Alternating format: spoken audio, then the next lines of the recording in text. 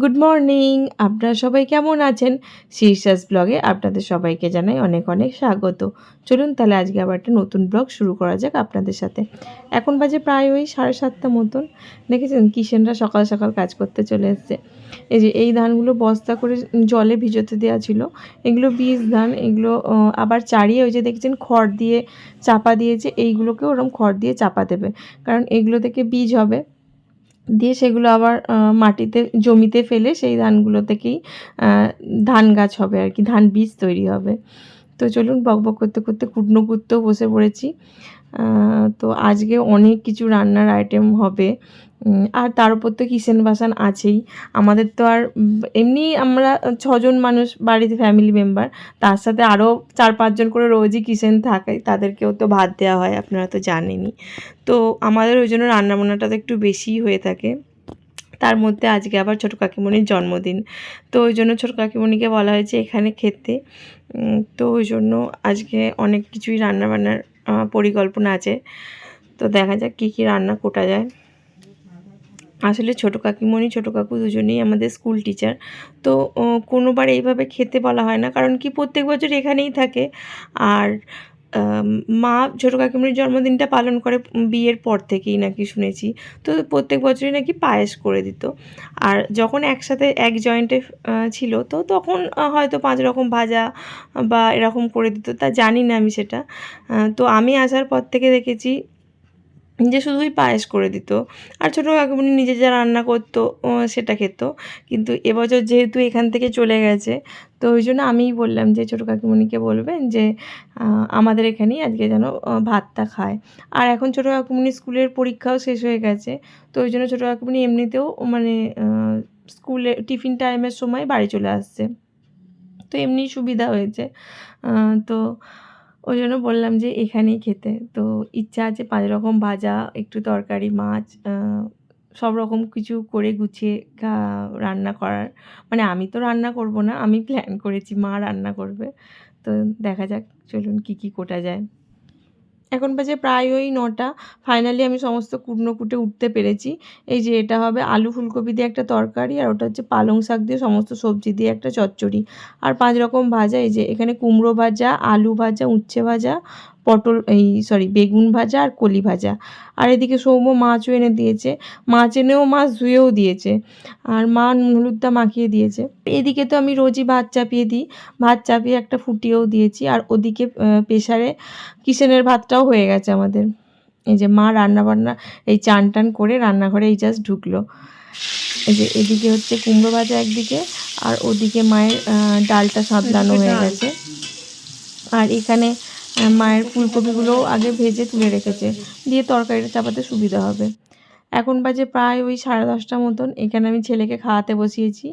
আমার ছেলে আজকে বললো মাছ খাবো না, তো ওই জন্য ওকে ডিম সেদ্ধ দেওয়া হয়েছে।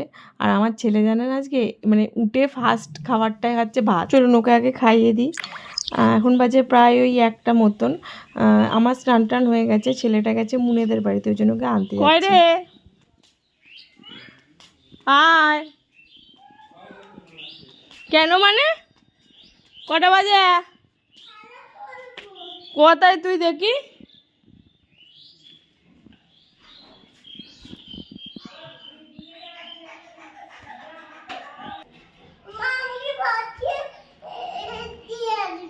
ঠিক আছে তাই, তাড়াতাড়ি। এখন আপেল? আর তুই তো আপেল খেতে চাস না, আমি তো ওই জন্য আপেল আনাইনি তো। তুই তো আজকে লেবু খেলি। এখন আপেল খাবি? ভাত খাওয়ার সময় তো এখন। ঠিক আছে, লাল বিবিকে টাটা করে দাও। কেন?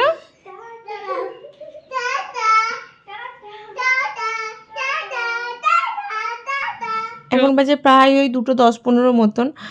সবাইকে মোটামুটি খাওয়া হয়ে গেছে, ছেলেকেও খাইয়ে দিয়েছি, আমরা খেতে বসেছি। মেনুটা তো আগেই বলে দিয়েছিলাম, পালং শাকের চচ্চড়ি, তরকারি, আর আলু ভাজা, আর মাছ আমি নিয়েছি, আর কিছু নিইনি। আর এই যে ছোটো কাকিমণিকে এখানে মোটামুটি সাজিয়ে গুছিয়ে খেতে দিতে পেরেছি। তো চলুন আগে খাওয়া দাওয়াটা করে নিই।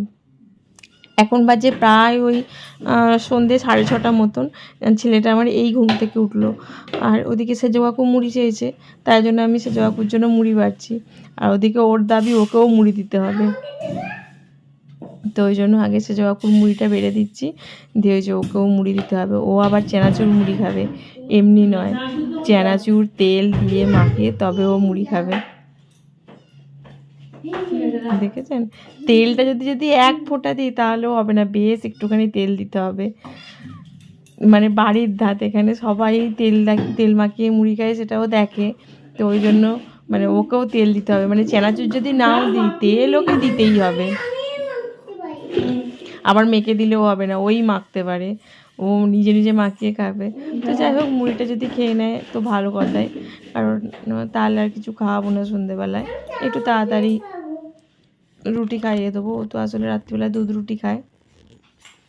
চামচ দিয়ে কেউ খায় না ওই মুড়ি। এখানে শেষদা রসগোল্লা নিয়েছে, তাই শেষদার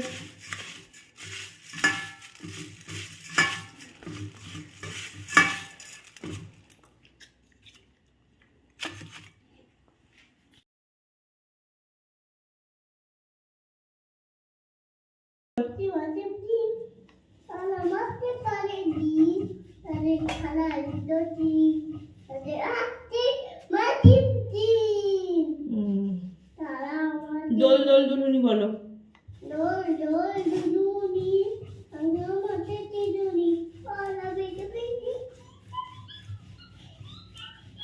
আয়রে পাখি,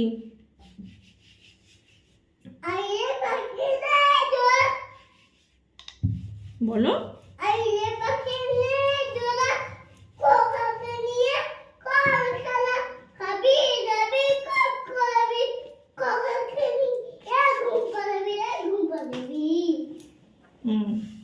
তারপরে আয় আয়,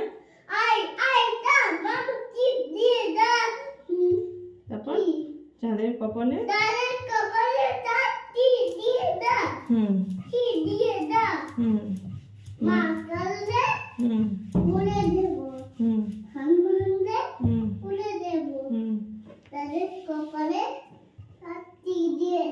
তারপর what is your name? My name is চলুন তাহলে আজকের ব্লগটা আমি এখানেই শেষ করছি।